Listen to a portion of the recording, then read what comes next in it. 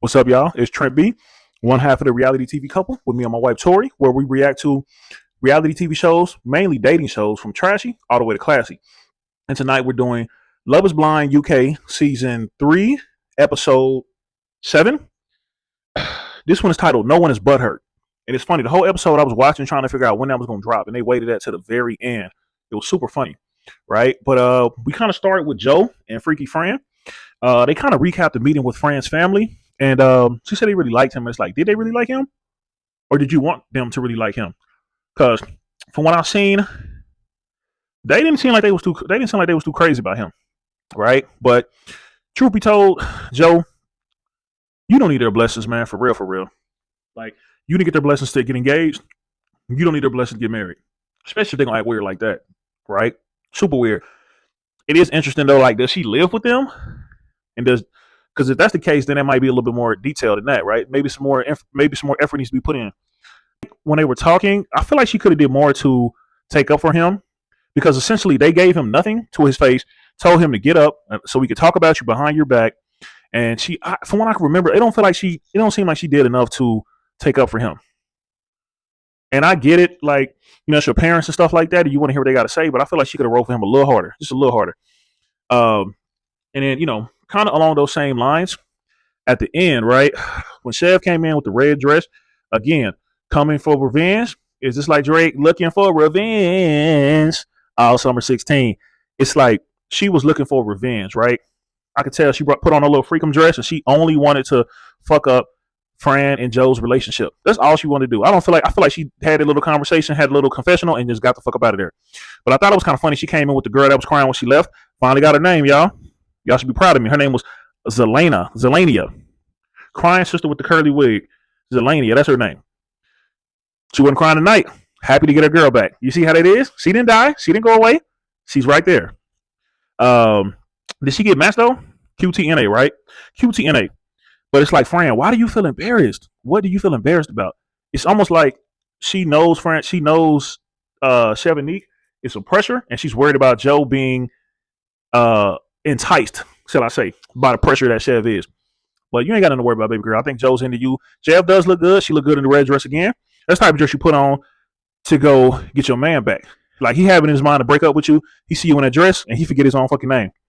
That is that type of dress. But I think Joe was so turned off by the whole situation, I don't think nothing she could have worn that could have made him kind of go back to her at that point. But when Joe was talking at first, she kept bringing Kara's name up a lot. It's like, stand on your own too, baby. Stand on your own too. Why you keep bringing up Kara's name?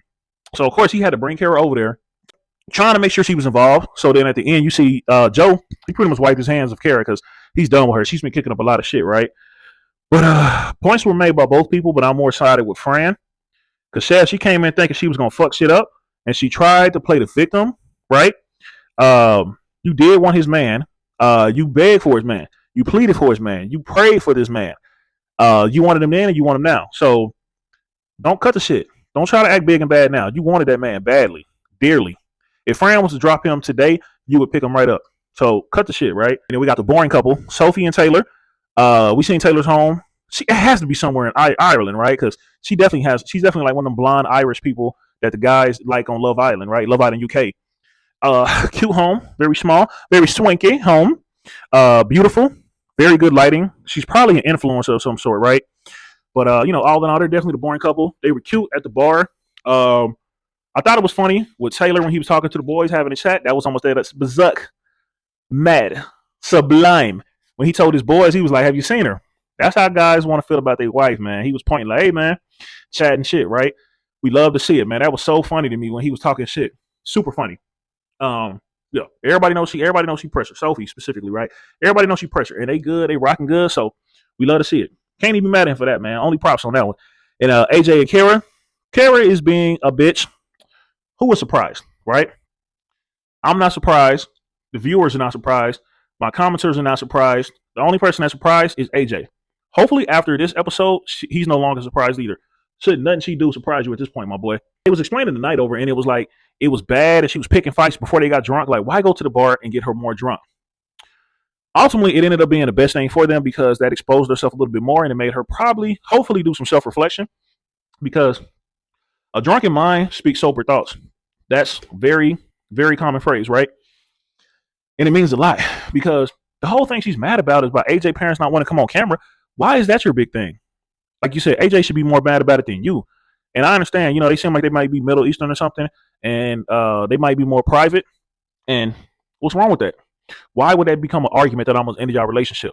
At the end of the day, it turned out to be good for them. I was kind of concerned when Yaz had the conversation with Kira. I thought she was going to inform this crazy girl, but Kara didn't give her a chance. Kara took full accountability. She completely understood what she was doing. Said she was being a bitch for self-sabotaging, all of that shit, right? So I appreciate the accountability, man. I had to give off for a little bit on that one, man. That was dope. And it's like, it's interesting that she can acknowledge that she's being a bitch, right?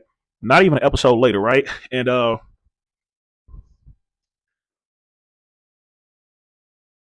it's funny when she was talking to Yaz, it's like Yaz sees a certain version of Kira that AJ Yaz sees a much different version of Kira that AJ sees.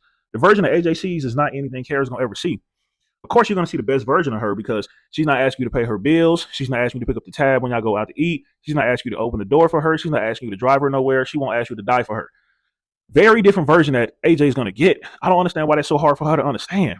And then it's like he met with the girls. The girls seemed very nice. It was kind of weird that they're friends with somebody like Kara, but um, seemed like some really good girls. And of course, all Kara wanted to do was talk about the ring. And it's like, is that all you want from this man? QTNA, right? QTNA. But it's so interesting. It's like she was being a bitch to him, and it's like, AJ, if you take her back, this is gonna set a bad precedent. It's like, what are your boundaries? You didn't really establish no boundaries with her. From what I could see. That's gonna be a problem. Watch. Just check it out. And then we got Cuba and Ryan. The prodigal son has finally returned, right? Finally returned. But it's so weird how they be shooting her. It's like, what does she do all day? It's like she almost always seems like a sad puppy just sitting at the door waiting for the owner to come back home, right? And I know it's a weird analogy talking about her like that, but they're shooting her really weird. I know she's a Pilates instructor. She's probably an influencer. She probably has a lot going on, but they shoot her in such a way it makes it seem like she ain't doing shit but just sitting up in the house. And we know she's not. So I think it's super weird how they shoot her, right? Appreciate she welcomed him with a very great hug, jumped up on him, tree hugger, hugging a tree apparently, right? But the next day, Ryan's lips look very chapped. It's like, damn, what is up, bro? Do you drink? You not drinking enough water? He looked very dehydrated. And Cuba comes in the room. He completely ignores her, just on his phone the whole time. It's like, do we got another Kenneth? And what was her name? Brittany or something from Love is Blind, North Carolina. Yeah, y'all remember when Kenneth came and he saw. I think her name was Brittany. He knew she was white, so I don't know what the problem was. And he was on his phone the whole time. That damn near gave that, and I don't want to see that ever again on my screen. That was super icky, right? I mean, it's like, what does he want? She's giving him everything but space, right? She's giving him everything, even space. What else can you want? And it's just like throughout the whole episode, Cuba seemed super unhappy, right? When they went to the bar, I didn't see Ryan with her at all. He didn't give her a kiss or nothing. It's just so weird to me. It's like, oh man. Back in Faye, that was nice when he got to meet their mom, and it's like Jack and his brother, they both look just like their mom, and their mom seems very sweet, man. I can see where Jack would get his heart from. She seems very sweet for real, for real. The hillside date, that was beautiful, man. That was lovely, man. I got to take a picture of that and say that. I wish I could paint that. That's lovely. That's where Jack is from.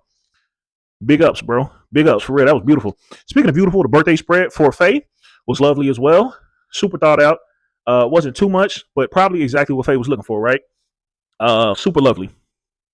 And then I thought it was interesting. Faye was having a birthday, so they had a birthday party for her. That's super dope. That's kind of the first time I saw that is when they did it on Married at First Sight, season 20, just recently. They did that for the weird girl Courtney.